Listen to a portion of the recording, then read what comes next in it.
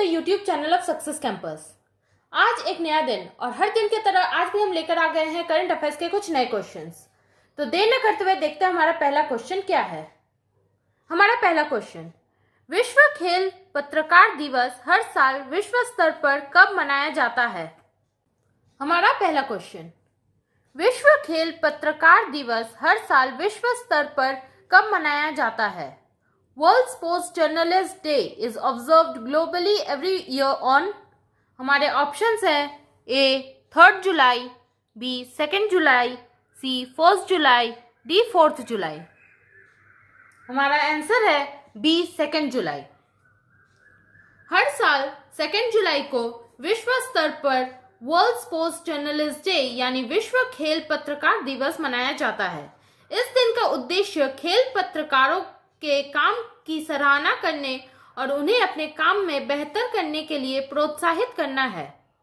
इस दिन को मनाए जाने की शुरुआत इंटरनेशनल स्पोर्ट्स प्रेस एसोसिएशन, जो कि AIPS के नाम से भी जाना जाता है, की 70th वर्षगांठ को चिन्हित करने के लिए 1994 में की गई थी। इस वर्ष AIPS की 96th वर्षगांठ है। हमारा अगला question, the future of higher education नामक पुस्तक का विमोचन किसने किया? Who has released the book titled the future of higher education? हमारे ऑप्शंस है A M Venkaiah Naidu, B Narendra Modi, C Nirmala Sitaram, D Ramnath Kovind. हमारा आंसर है ए M वेंकैया नायडू। उपराष्ट्रपति M वेंकैया नायडू द्वारा future of higher education 9 mega trends नामक एक पुस्तक का ऑनलाइन विमोचन किया गया। इस पुस्तक को CA V पट्टाभिराम द्वारा लिखा गया है। इस वर्चुअल इवेंट के ICT एकेडमी द्वारा होस्ट किया गया था। नेक्स्ट क्वेश्चन, वयोवृद्ध बॉलीवुड व्यक्तित्व सरोज खान का निधन वो किस समाज से संबंधित थी? Veteran Bollywood personality Saroj Khan passed away. She belongs to which field? हमारे ऑप्शंस है ए गायन, बी अभिनय, सी नृत्य, डी निर्देशन। हमारा आंसर है सी नृत्य। दिग्गज बॉलीवुड कोरियोग्राफर सरोज खान का निधन हो चुका है। सरोज खान के नाम से लोकप्रिय कोरियोग्राफर का असली नाम निर्मला नागपाल था। उन्होंने बाल कलाकार के रूप में फिल्म इंडस्ट्री में पहला कदम रखा, जिसमें उन्होंने नजराना में छोटी श्यामा की भूमिका निभाई थी। वो 1950 के दशक में डांसर B सोहनलाल के मार्गदर्शन में बिमल राय की मधुमती फिल्म में बतौर बैकग्राउंड डांसर बनी थी। हमारा अगला क्वेश्चन, ग्रेट इमिग्रेंट्स 2020 के रूप में किसे सम्मानित किया गया है?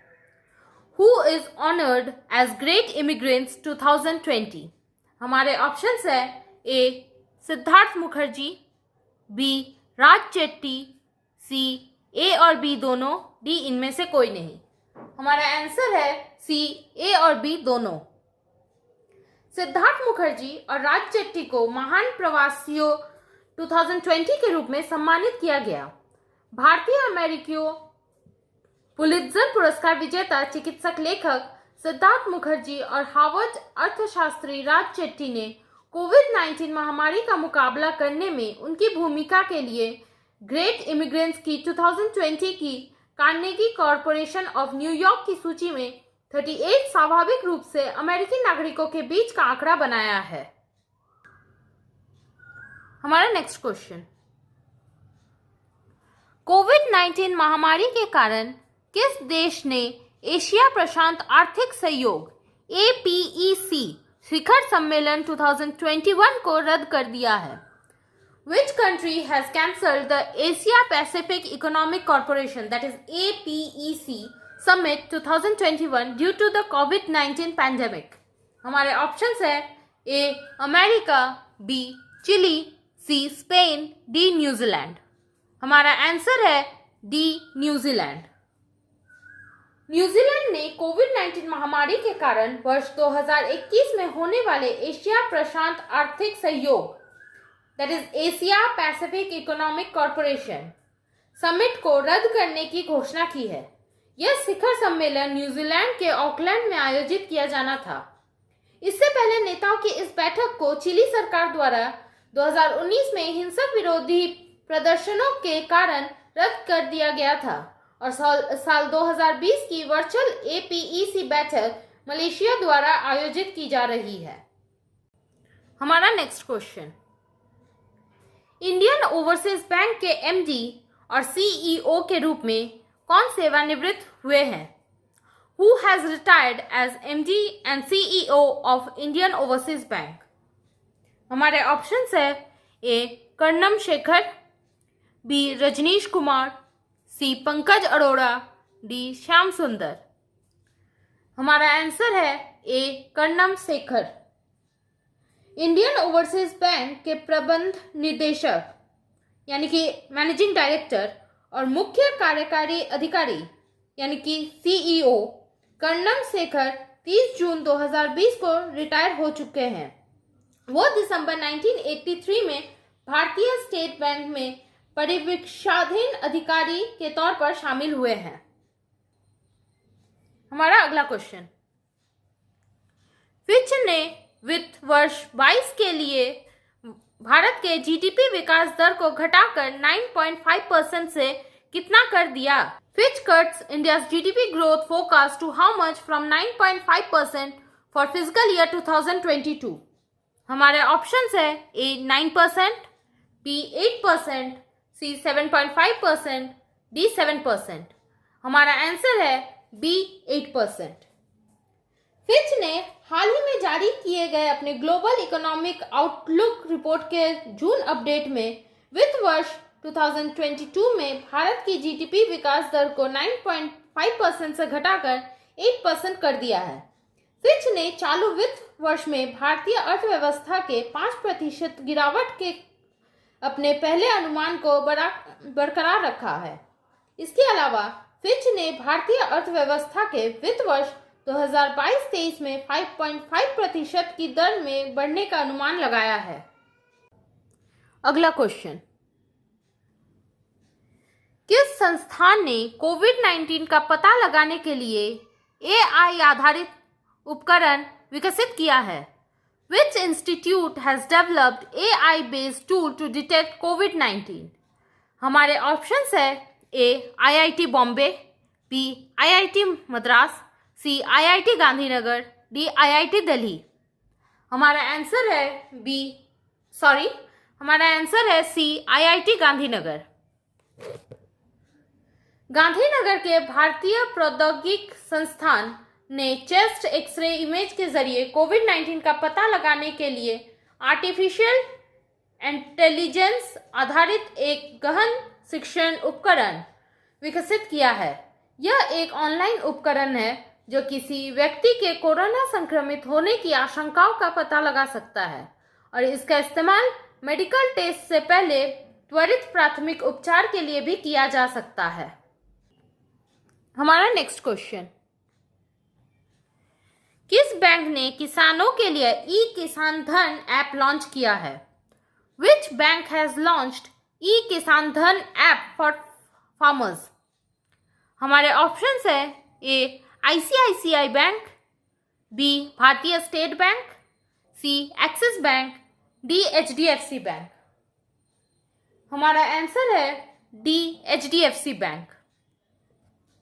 HDFC बैंक ने देश भर के किसानों के लिए ई-किसान धन ऐप लॉन्च किया है। किसान अपने मोबाइल फोन के जरिए बैंकिंग और कृषि दोनों सेवाओं का उपयोग करने में सक्षम होंगे। हमारा अगला क्वेश्चन,